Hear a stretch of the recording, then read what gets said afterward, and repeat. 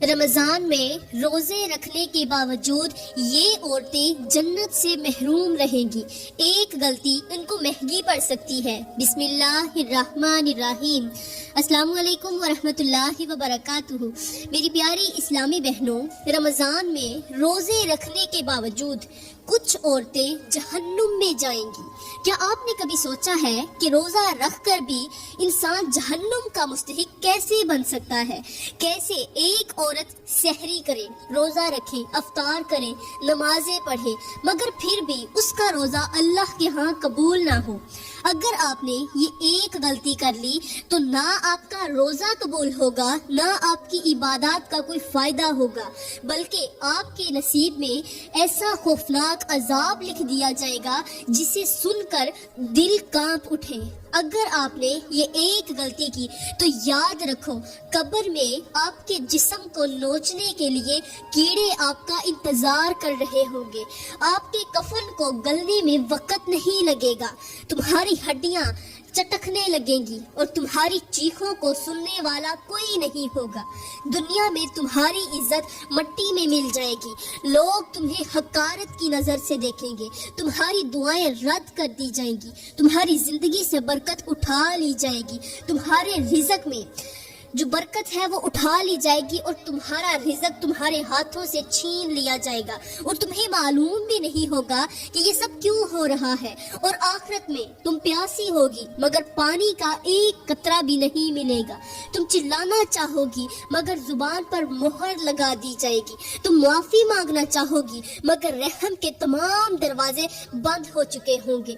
وہ عورتیں جو رمضان میں نیکیوں کے باوجود اس ایک خطرناک گناہ میں مبتلا رہے، انہیں جہنم کی آگ میں پھینک دیا جائے گا، جہاں نہ موت آئے گی نہ زندگی رہے گی، صرف چیخیں ہوں گی، تکلیفیں ہوں گی اور عذاب ہوگا۔ یہ حقیقت ہے۔ اگر تم نے اس غلطی کو نظر انداز کر دیا تو شاید تمہارے نصیب میں بھی یہی انجام لکھ دیا جائے، لیکن اگر تم یہ جاننا چاہتی ہو کہ وہ ایک خوفناک غلطی کیا ہے جو رمضان میں روزے کے باوجود جہنم کی راہ پر ڈال سکتی ہے، تو بس آپ میرے اس بیان کو توجہ کے ساتھ سنتی رہیں۔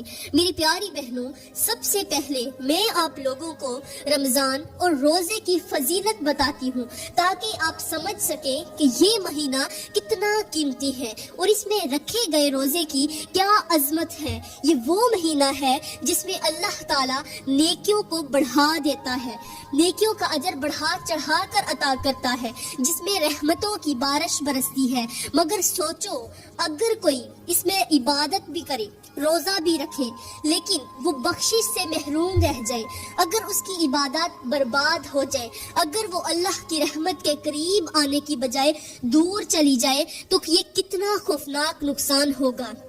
میرے اللہ کے نبی نے فرمایا، کتنے ہی روزے دار ایسے ہیں جنہیں روزے سے بھوک اور پیاس کے سوا کچھ نہیں ملتا۔ یہ حدیث سن کر دل کانپ جاتا ہے کہ اگر ہمارا روزہ اللہ کے ہاں قبول نہ ہوا، اگر ہماری ساری محنت ضائع چلے گئی تو ہم کہاں جائیں گی؟ میرے اللہ کا فرمان ہے، روزہ میرے لیے ہے اور میں خود اس کا بدلہ دوں گا، مگر سوال یہ ہے کہ کیا ہمارا روزہ واقعی ایسا ہے کہ اللہ ہمیں اس کا بہترین بدلہ دے؟ پیاری بہنوں، ایک بار ایک نیک شخص اپنے شاگرد سے پوچھنے لگا، اگر کوئی انسان بہت قیمتی ہار خریدے لیکن اسے سنبھال کر نہ رکھے اور کہیں راستے میں گرا دے تو اس کے بارے میں کیا کہا جائے گا؟ شاگرد نے جواب دیا، یہ تو سب سے بڑی بے وقوفی ہے۔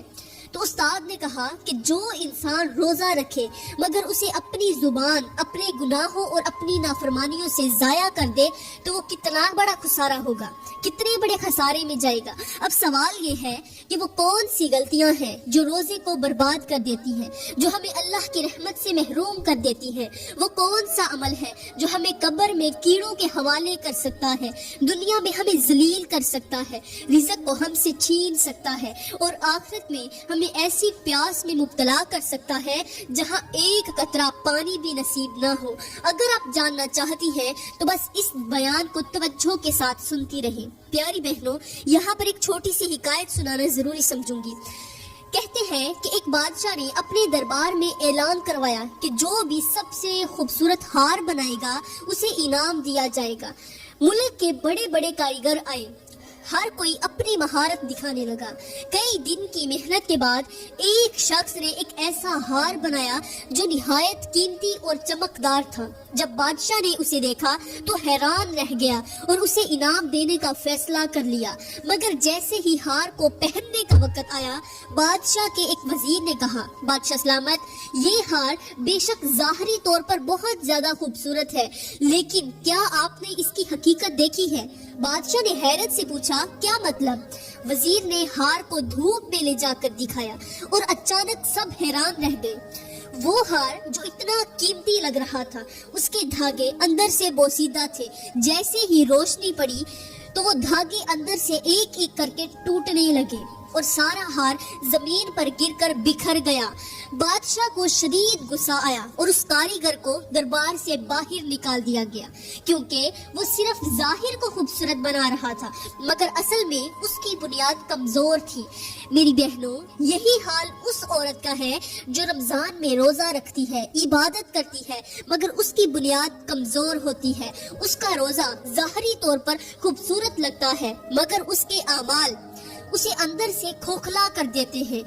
कयामत के दिन जब रोजे का हिसाब होगा तो कहीं ऐसा ना हो कि वो पोसीदा धागों की तरह टूट कर बिखर जाए और हम हैरान रह जाए कि आखिर हमारा रोजा कैसे बर्बाद हो गया।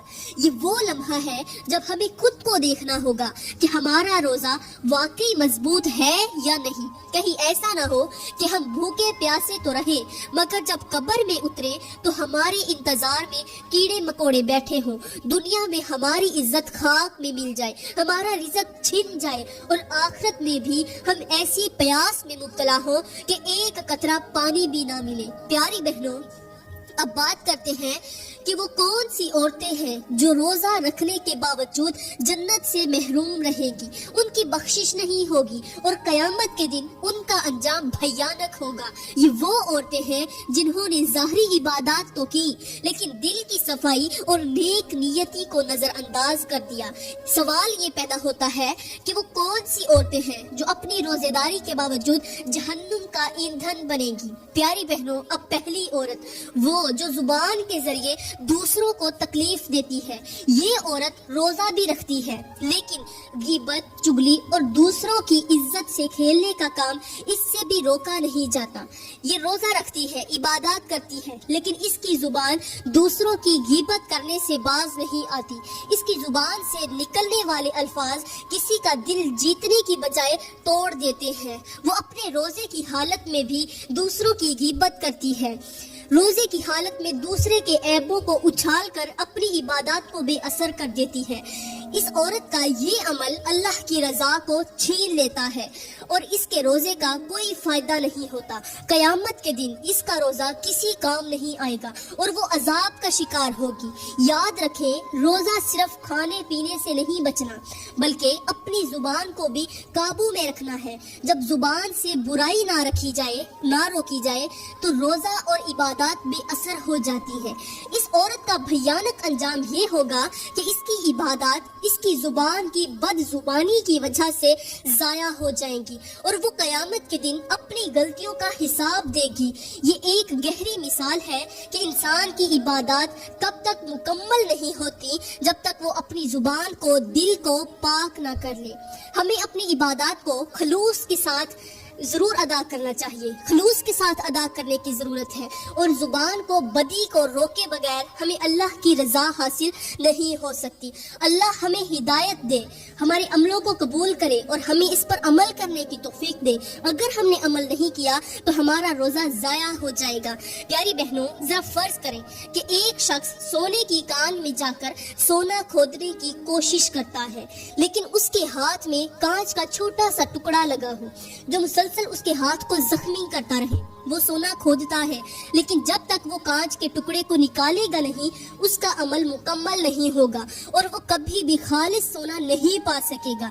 इसी तरह روزہ رکھنا تو ضروری ہے، لیکن اگر زبان کی بد زبانی اور دل کی ناپاکی کو دور نہ کیا جائے تو ہماری عبادات کا اثر ضائع ہو جاتا ہے۔ جیسے اس شخص کا سونا کانچ کے ٹکڑے سے متاثر ہوتا ہے، ویسے ہی ہماری عبادات ہماری زبان اور دل کے کینسر سے متاثر ہو جاتی ہے۔ پیاری بہنوں، اب بات کرتے ہیں دوسری عورت کے بارے میں جو روزہ رکھنے کے باوجود جنت سے محروم رہے گی اور قیامت کے دن ان کی بخشش نہیں ہوگی۔ یہ وہ عورت ہے جو اپنے شوہر کے حقوق کو نظر انداز کرتی ہے اور اس کی نظر میں صرف اپنے نفس کی خواہشات اہمیت رکھتی ہے۔ وہ روزہ بھی رکھتی ہے، عبادت بھی کرتی ہے، لیکن اپنے شوہر کے ساتھ حسن سلوک اور وفاداری میں کمی رکھتی ہے۔ اس کی زبان میں شکوے اور گلے ہوتے ہیں اور وہ اپنے شوہر کو وہ احترام نہیں دیتی جو وہ اس کے حق میں ضروری ہے۔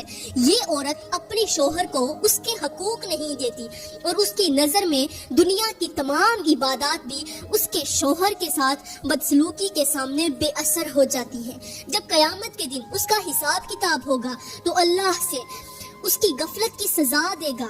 اللہ اسے سزا دے گا، کس چیز کی؟ اس کی غفلت کی۔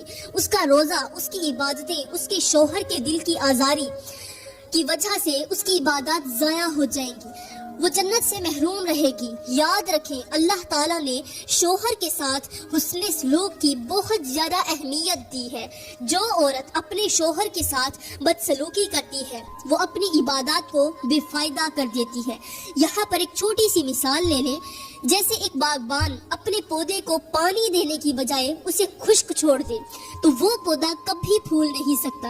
اسی طرح اگر عورت اپنے شوہر کے ساتھ حسن سلوک نہیں کرتی تو اس کی عبادات کبھی قبول نہیں ہوگی۔